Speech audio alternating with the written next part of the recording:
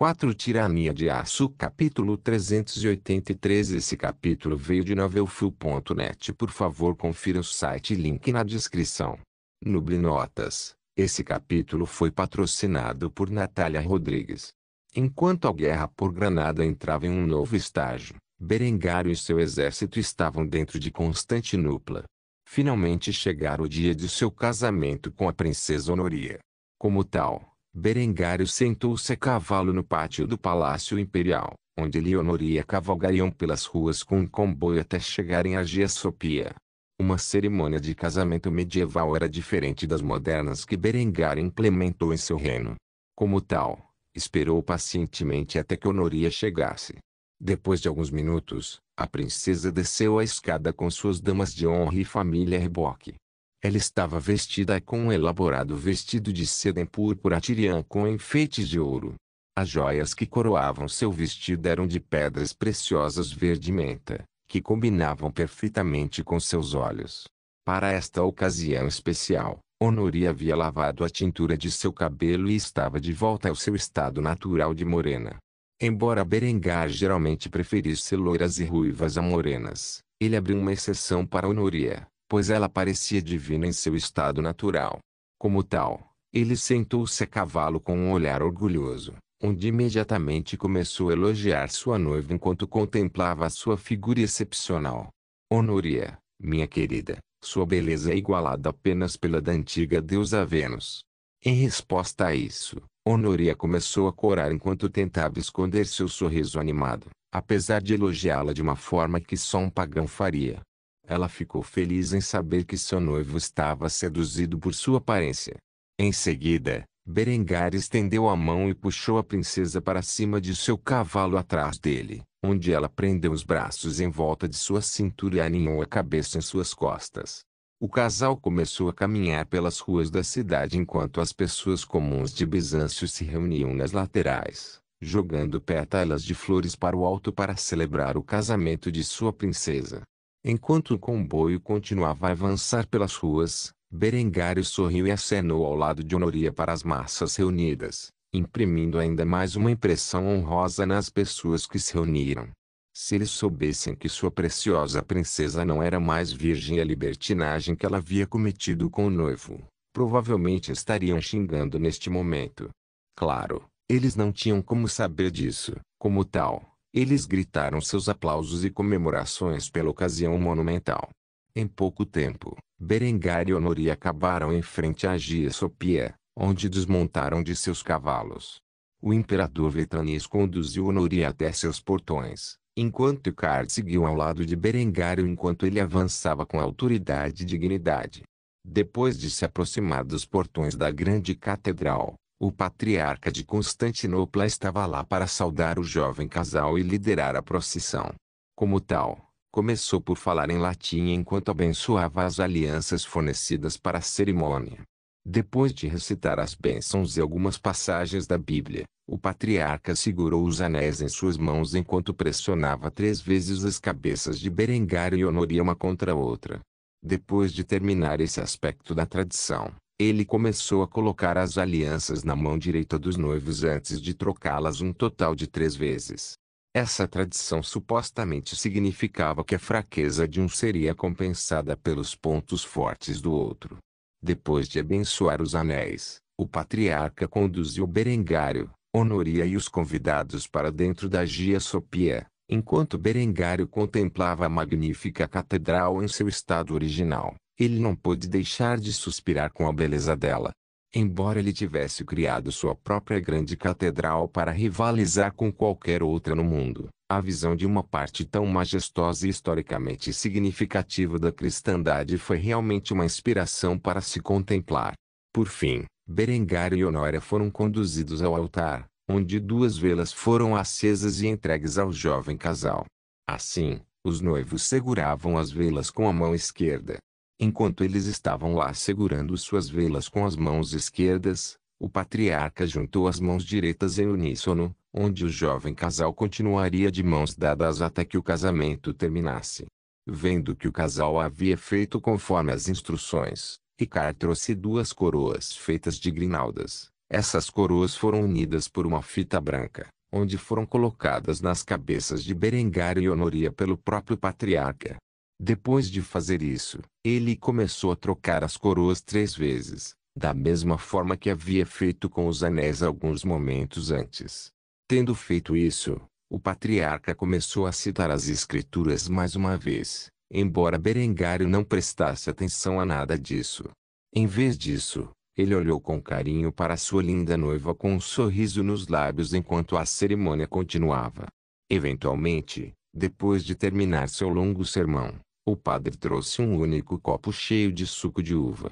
Ao saber do estado de Honória, o patriarca trocou secretamente o tradicional vinho por uma bebida não alcoólica.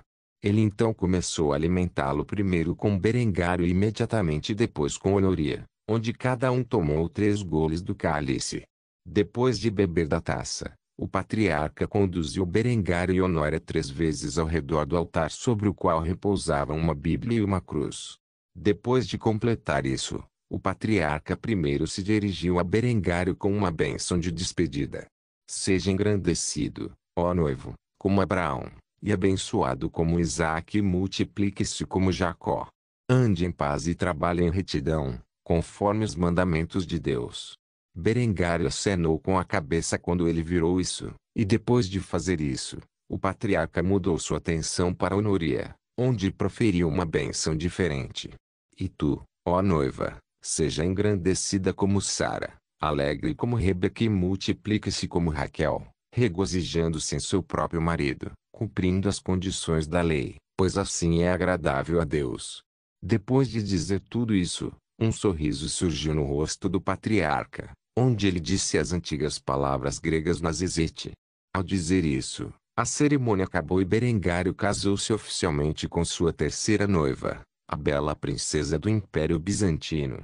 Tendo completado esta parte do casamento, Berengário e Honoria saíram para saudar cada convidado antes de retornar ao palácio, onde a recepção seria realizada. Voltando ao Palácio Imperial Bizantino, Berengário e Honoria sentaram-se à mesa onde se realizava a festa.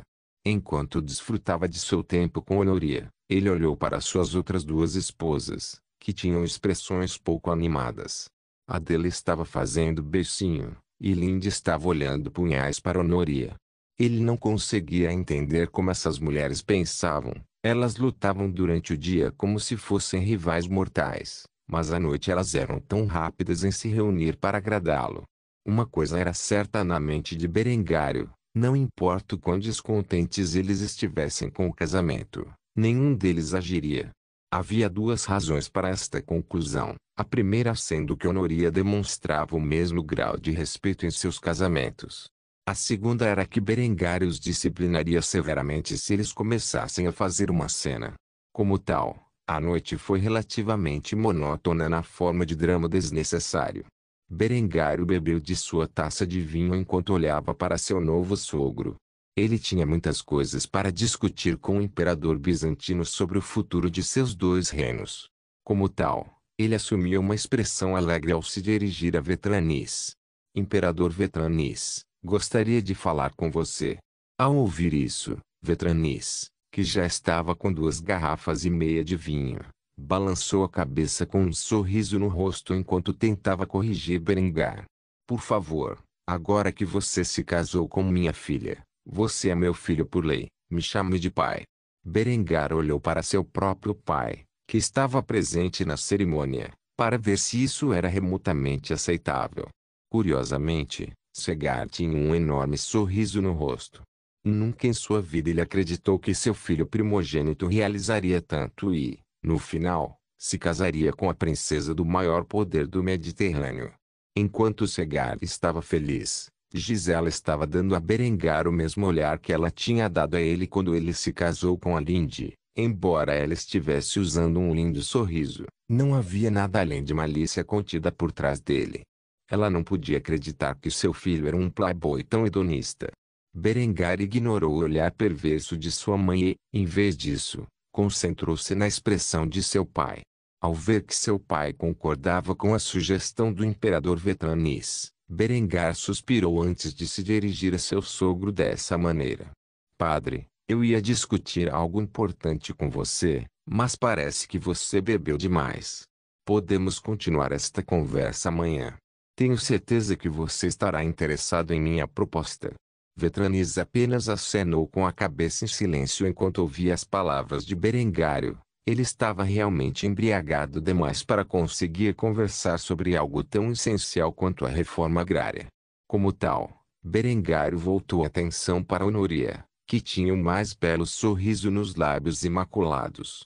Finalmente chegou sua vez de se casar com Berengário, e ela aproveitou cada segundo disso.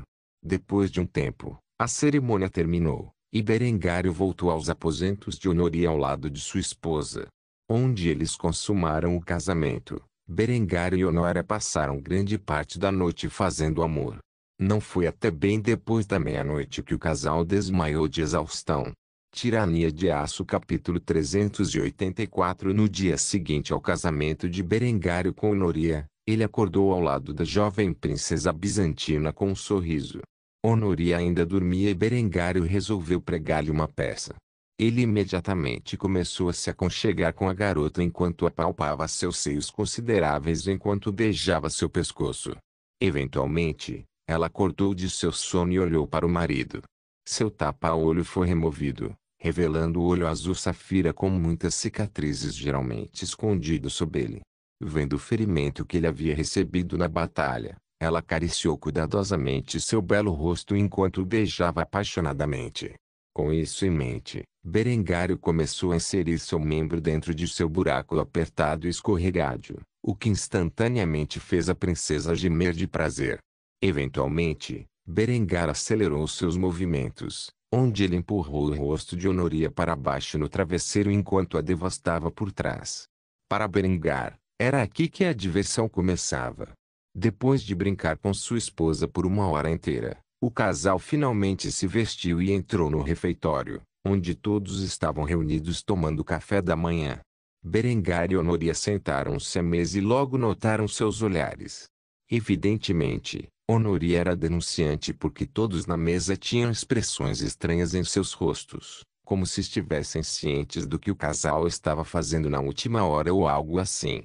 Embora Berengário não se importasse, sua noiva realmente começou a corar quando percebeu que era ela responsável pela atmosfera tensa.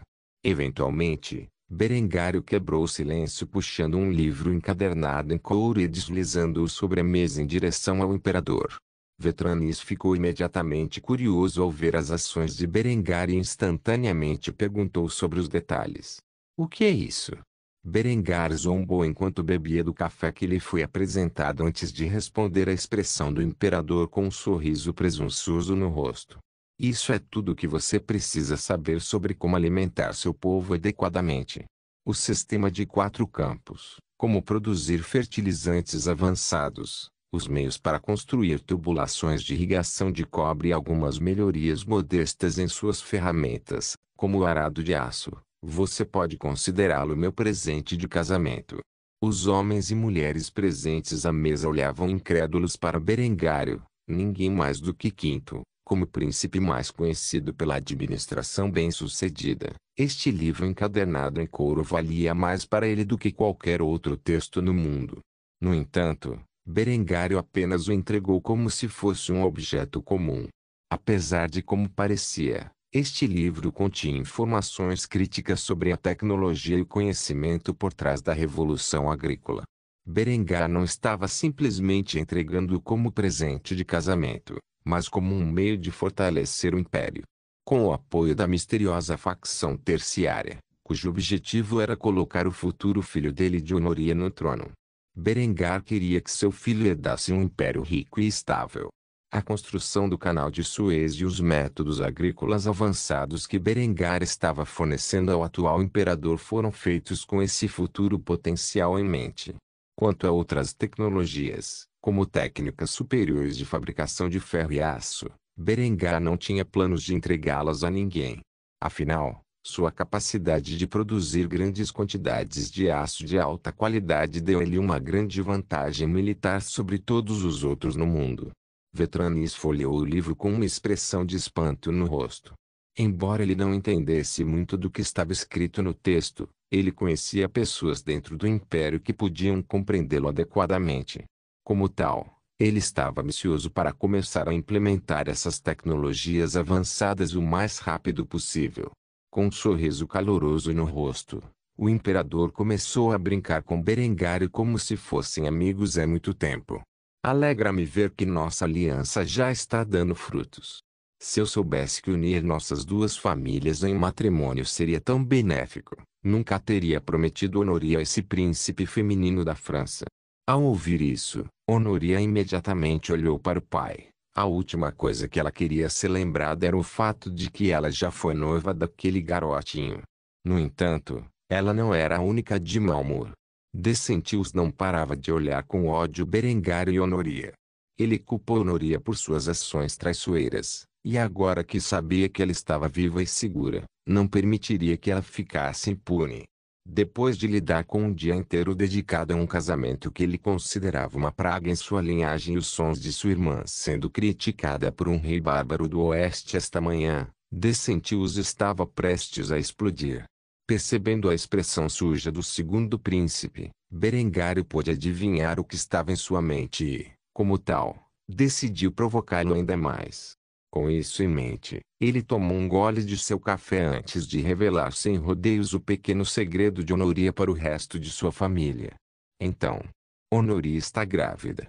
Esta notícia chocou toda a família, exceto Vetranis, que estava ciente do fato. Honoria começou a fazer beicinho enquanto olhava para seu marido com uma expressão furiosa. Ela não podia acreditar que ele revelaria esse fato na manhã seguinte ao casamento. No entanto, ninguém levou a pior do que Decentius. Ao saber dessa notícia, engasgou-se com o café que havia tomado. Berengar havia cronometrado intencionalmente o momento de sua declaração para quando o príncipe estivesse mais vulnerável. Depois de lutar para engolir os restos do café preso em sua garganta, o homem rapidamente começou a explodir em fúria. Não mais capaz de conter sua ira crescente, Decentius bateu com o punho na mesa antes de gritar com as pessoas que considerava responsáveis por essa atrocidade. Nossa nobre herança, que remonta à glória de Roma, foi manchada para sempre pelo sangue de um alemão imundo. Você deveria ter vergonha de si mesma, sua vagabunda imunda. Fugindo de nosso glorioso palácio para ir deitar com um cachorro de Germânia. Vetranis imediatamente se levantou de seu assento e estava prestes a castigar seu filho por seus comentários quando Berengar calmamente expressou seus pensamentos sobre o assunto com um sorriso presunçoso no rosto. Oh, eu sou um cachorro agora. Eu diria que isso é lamentavelmente impreciso. Se você comparar o povo alemão a qualquer animal, eu diria que um lobo é mais preciso. Selvagem, astuto e feroz, mas ferozmente leal aos seus próprios. Eu tolerei seus insultos à minha mulher uma vez por respeito à sua posição, mas não o farei uma segunda vez. No momento em que Berengário disse isso, Decentius olhou para ele com uma expressão ativa antes de falar o que pensava. Ah, é? O que você vai fazer sobre antes que o príncipe pudesse terminar sua sentença? Berengar deu um soco de pá diretamente por cima da mesa e no fígado de Decentius. Ao levar em consideração o físico de Berengário e seu conhecimento adequado de combate corpo a corpo desde os dias do exército, o segundo príncipe do Império Bizantino imediatamente fez uma careta de dor ao tropeçar para trás, perdendo o controle de suas pernas e caindo sobre sua cadeira ao cair no chão. Para acrescentar insulto e injúria, Berengário pegou o prato do príncipe, que continha seu café da manhã, e jogou seu conteúdo em Decentius enquanto ele se esparramava no chão, ofegante. Depois de fazer isso, um sorriso perverso apareceu nos lábios de Berengário enquanto ele pronunciava as palavras finais para encerrar a disputa. Limpe-se, você é uma desgraça. Depois de dizer isso, Berengário voltou a se sentar em seu assento e tomou outro gole de seu café como se a exibição violenta nunca tivesse ocorrido em primeiro lugar. O olhar de desprezo em seu rosto pelo segundo príncipe não passou despercebido pelo resto da mesa. Até Vetranis ficou chocado com suas ações, mas não era como se ele pudesse dizer algo sobre isso. Decentius estava lamentavelmente fora de linha, não apenas como príncipe representando o império para seu mais novo e poderoso aliado, mas também como homem. Ele teve que admitir que se algum homem dissesse tais palavras para ele e sua esposa, ele provavelmente teria reagido violentamente também. Nenhum único membro da mesa se levantou e ajudou Decentius, a própria imperatriz, que era a mãe do homem. Não levantou um único dedo e continuou a beber seu café como se nada tivesse acontecido. Enquanto isso, Quintus olhou para seu irmão com uma expressão presunçosa. Foi bom ver seu rival pelo poder receber o que merecia. Na verdade, esse evento tornou o primeiro príncipe mais agradável para Berengário. Demorou alguns momentos, mas no final Decentius lutou para se levantar, onde imediatamente saiu da sala, sem vontade de dizer ou fazer qualquer coisa que aumentasse ainda mais a humilhação que havia sofrido. Quanto a Honoria, ela olhou para seu irmão com uma expressão cansada. Ela sabia que ele era orgulhoso demais para deixar esse assunto passar em silêncio. Como tal, ela imediatamente sussurrou algo para Berengário que ninguém mais tinha ouvido. Depois de fazer isso, Berengar acenou com a cabeça antes de apontar para um de seus guardas que estava por perto. Quando o soldado se aproximou, Berengário sussurrou novas ordens ao homem. Dobrar a proteção em torno da minha família, se necessário. Usar alguns dos fuzileiros navais a bordo do Clipper. Tendo recebido suas ordens, o soldado imediatamente saudou seu rei antes de transmitir a mensagem às tropas apropriadas.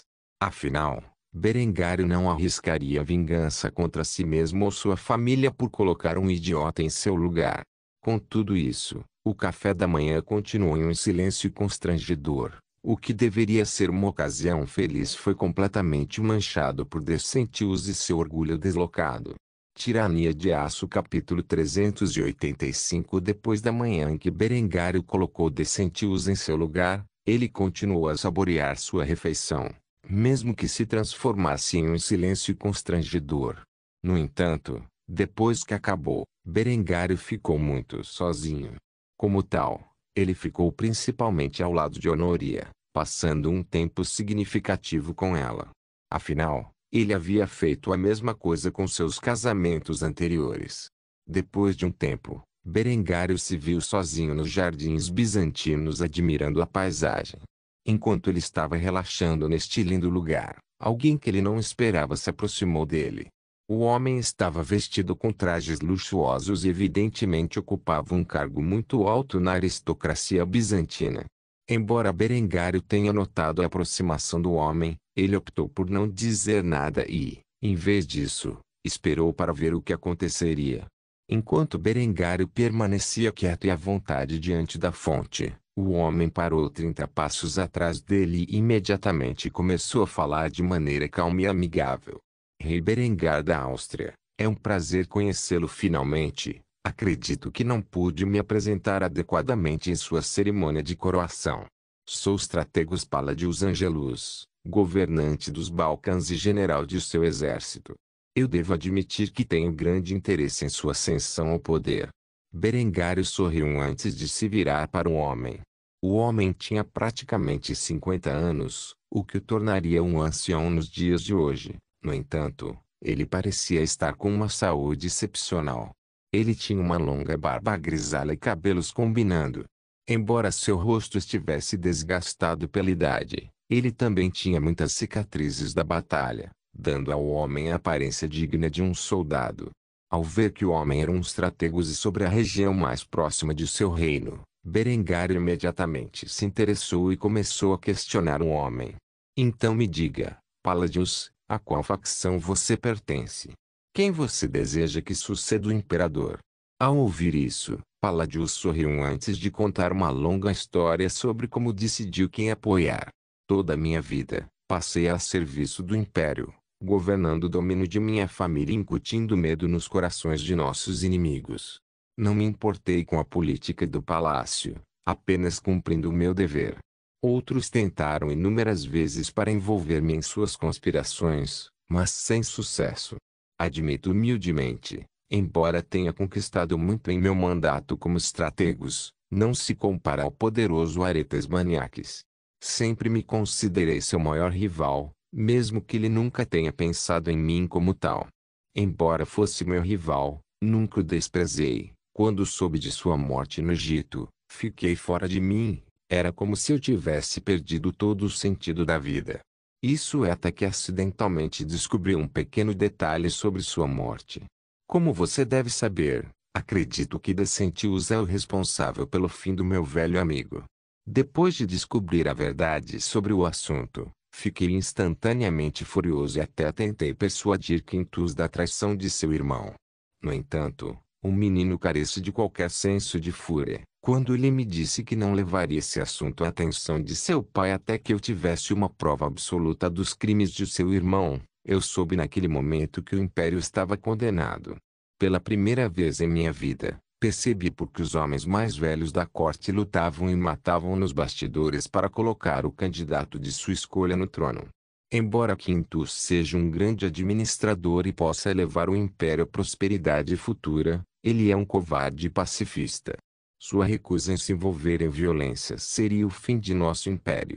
Decentius, por outro lado, é exatamente o oposto. Ele tem destreza marcial e uma mente para a guerra, mas não tem um único pensamento em sua mente dedicado a nada além de derramamento de sangue.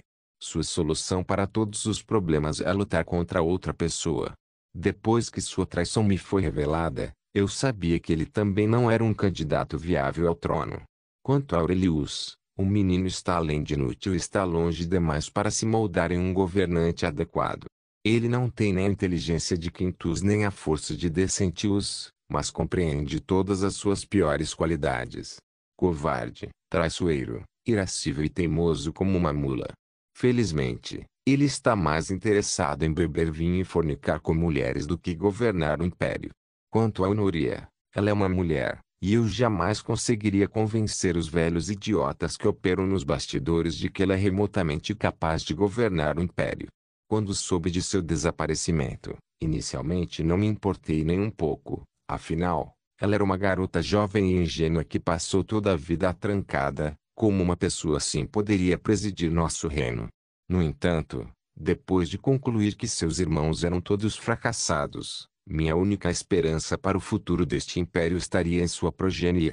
Infelizmente, ela foi declarada morta depois de estar desaparecida por 2 anos.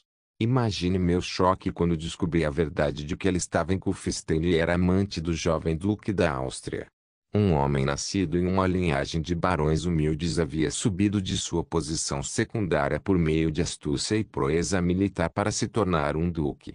Um homem que não tinha medo de lutar na linha de frente da guerra e estava ganhando uma guerra pela independência contra a segunda maior potência do Ocidente, o Sacro Império Romano. Comecei a pensar que talvez, apenas talvez, o filho entre este rei da Áustria e a única princesa de Bizâncio pudesse ser digno de governar nosso império. Afinal, se seu futuro filho tiver metade do talento que você tem, ele já é muito superior a qualquer outro potencial herdeiro do trono. Com isso em mente, silenciosamente comecei a trabalhar na construção de uma nova facção. Aproveitei os muitos contatos que fiz ao longo dos anos e adquiri o homem do império mais próximo de você, além do próprio Aretas. Foi relativamente fácil, eu só tinha que informá-lo sobre o verdadeiro motivo da morte de seu mestre. Depois disso, ele estava mais do que ansioso para abordar sua espiã mestre e convencê-la a ajudar nossa causa. Você perguntou a qual facção eu pertenço. A resposta é simples. Eu sou o cérebro por trás da misteriosa seção que te apoia. Então me diga, Rei Berengário von Kufstein, depois de passar um tempo com a família imperial, quais são suas opiniões sobre os 3 príncipes? Berengário ouviu a longa história do ancião com grande interesse. No final, ele chegou à mesma conclusão que o homem diante dele. Nenhum dos 3 príncipes era digno de governar o poderoso Império Bizantino e, como tal, Berengário sorriu e acenou com a cabeça antes de responder ao elogio do homem. Eu concordo com você, todos os 3 são patéticos e indignos. Você estava certo em colocar suas esperanças na minha linhagem, pois garanto que meu filho com Honoria será criado como um governante adequado. Quando o imperador morrer, meu filho será o melhor candidato da dinastia Paleólogo para governar seu império.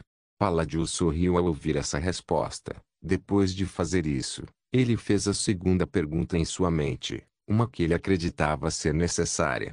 Permita-me fazer a pergunta, se não se importa. Já pensou em um nome para esta criança? Berengário sorriu com uma expressão presunçosa ao contemplar o idoso Stratégos diante dele. Com confiança, ele declarou corajosamente o nome que há muito havia inventado para seu filho primogênito com Honoria. Há apenas um homem na história greco-romana, adequado para o nome de meu filho. Marque minhas palavras, Alexandre os Paleólogos será o maior imperador da história de seu reino, um verdadeiro sucessor de seu homônimo. Ao ouvir isso, Palladius sorriu e acenou com a cabeça antes de revelar seus pensamentos sobre a escolha do nome de uma criança que nem havia nascido. Um nome realmente adequado, só espero que ele cumpra suas reivindicações. Dito isto, os Stratégos dos Balcãs deixou os jardins em silêncio. Ele tinha muitos assuntos para resolver agora que tinha certeza de que Berengário estava de acordo com os seus planos para o Império.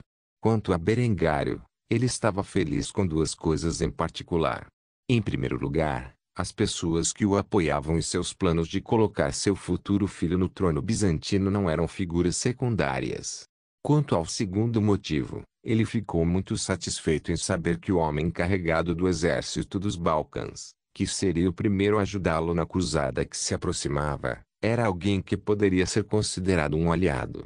Como tal, Berengar começou a cantar em latim a letra de uma famosa canção grunge de sua vida passada enquanto caminhava pelos jardins sozinho. Já era hora de ele voltar para os braços amorosos de sua mais nova esposa. Tirania de Aço capítulo 386. Os dias iam e vinham enquanto Berengário desfrutava de sua semana na cidade de Constantinopla. Ele passou a maior parte desse tempo nos braços amorosos de sua mais nova esposa, onde o casal recém-casado compartilhou praticamente todo o tempo juntos. Após o conflito com Decentius naquela manhã fatídica, o orgulhoso príncipe não fez nenhum movimento contra Berengário ou qualquer um que tenha viajado com ele. Em vez disso, ele manteve distância do anfitrião austríaco como um todo. Berengar começou a suspeitar de suas ações, mas optou por não fazer nenhum movimento. Ele decidiu que mais tarde despacharia agentes de campo para ficar de olho em Decentius e investigar a facção que o apoiava para a sucessão do trono bizantino.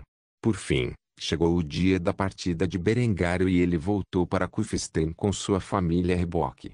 A viagem de volta foi muito menos agitada do que a viagem para Constantinopla. Como tal, Berengar e sua família chegaram à capital de seu reino sem incidentes.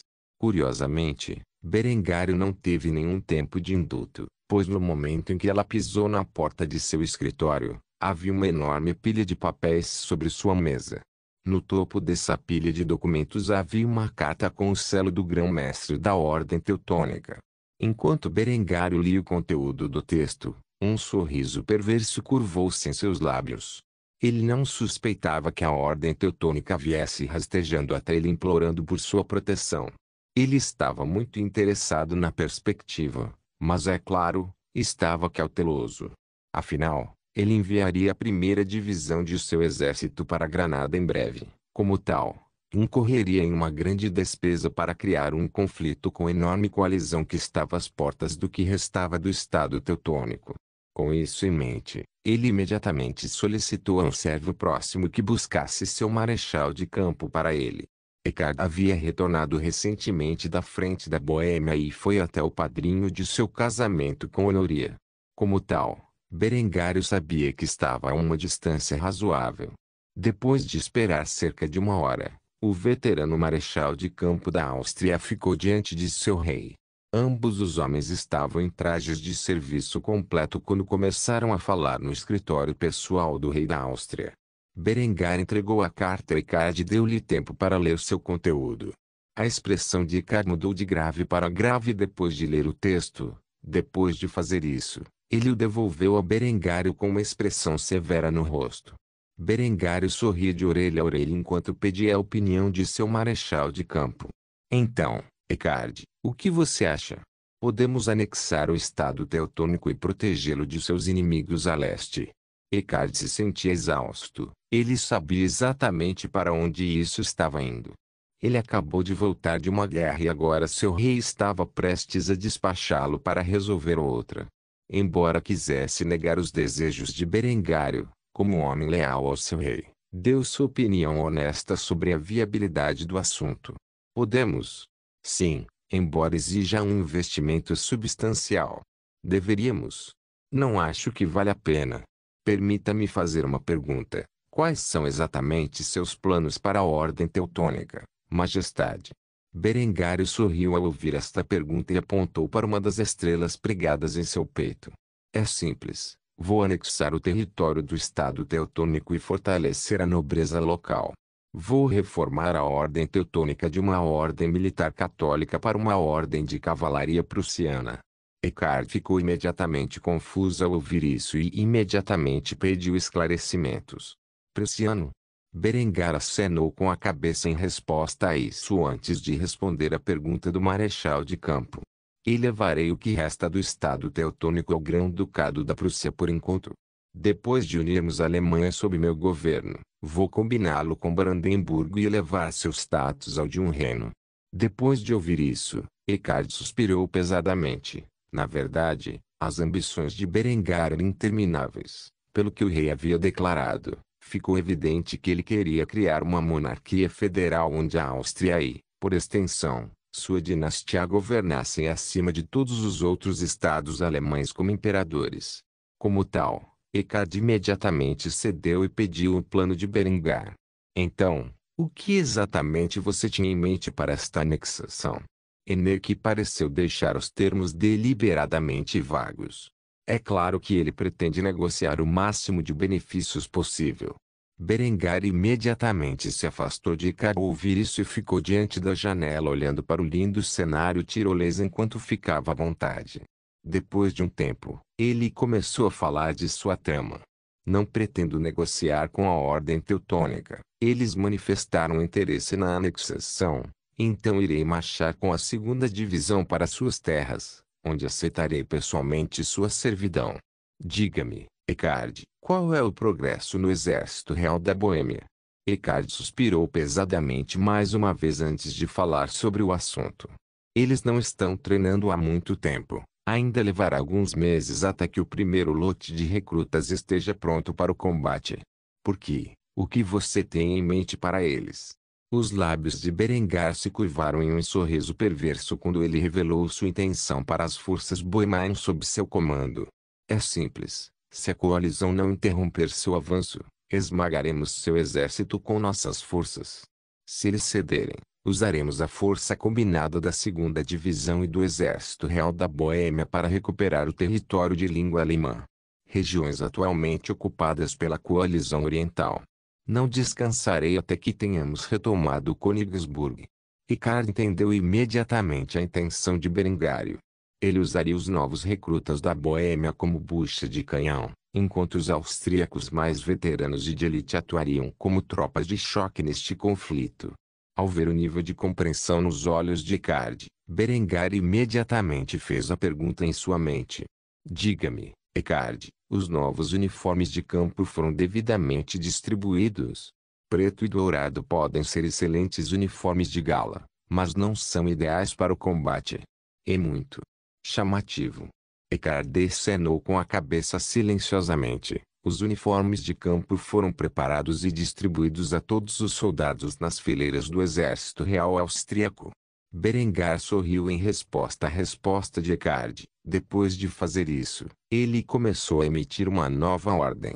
Muito bem, quando a segunda divisão estiver devidamente equipada com nossas armas mais novas, irei marchar com eles para Marienburg, onde aceitarei o pedido de anexação do Estado Teutônico. Até lá, certifique-se de que os homens estejam totalmente preparados. Se você quiser, desculpe-me, devo ter uma reunião com o diretor de inteligência real sobre isso. Quero que nossos agentes estejam em campo bem antes de nosso avanço. Depois de dizer isso, Eckhart saudou seu rei antes de sair da sala. Depois, Berengar trouxe Linda até ele, que ficou excepcionalmente feliz em vê-lo. Ela imediatamente tentou beijá-lo. No entanto, Berengar empurrou com um olhar severo em seus olhos. A jovem beldade imediatamente começou a fazer beicinho quando seu marido afastou sua tentativa de mostrar seu afeto. No entanto, Berengar continuou a encará-la enquanto explicava calmamente seu raciocínio para fazê-lo. Linde, chamei você aqui para discutir assuntos importantes de Estado, não para brincar. O fato de estarmos em meu escritório é prova disso. Então vamos ao que interessa. Preciso que você envie alguns de seus agentes de campo ao Estado Teutônico e à Coalizão Oriental. Tendo ouvido o assunto grave em questão, Linde imediatamente saiu de seu papel de esposa amorosa e assumiu de diretora de inteligência. Em um instante, a expressão afetuosa que ela estava dando ao marido mudou para de um profissional tranquilo. Ela podia facilmente separar negócios e prazer, e Berengário admirava isso mais nela. Como tal, seu tom mudou para severidade quando ela imediatamente pediu esclarecimentos sobre os detalhes. Vamos para a guerra de novo? Berengário assentiu silenciosamente com uma expressão estoica. No momento em que fez isso, Lind soube que as coisas estavam prestes a ficar sérias. Como tal, ela rapidamente pediu mais instruções. O que você precisa que meus agentes façam exatamente? Tendo ouvido isso, Berengário se aproximou e começou a sussurrar sua trama nos ouvidos ternos de sua esposa. Por enquanto, quero que seus agentes reúnam informações, assassinem alvos prioritários e sabotem os esforços da Coalizão Oriental para conquistar o que resta do Estado Teutônico. Simplificando, preciso que você ganhe tempo para mim da maneira que achar apropriada. Levará alguns meses até que eu possa implantar a segunda divisão no leste e, nesse período, não quero que o Estado Teutônico caia. Depois que minhas forças chegaram e anexaram o Estado Teutônico, temo que a coalizão esteja um pouco hesitante em pisar em nosso encalço. Como tal, precisarei que seus agentes provoquem um conflito com eles de uma forma que os faça parecer os agressores. Assim que estivermos em guerra aberta com a coalizão, farei o resto.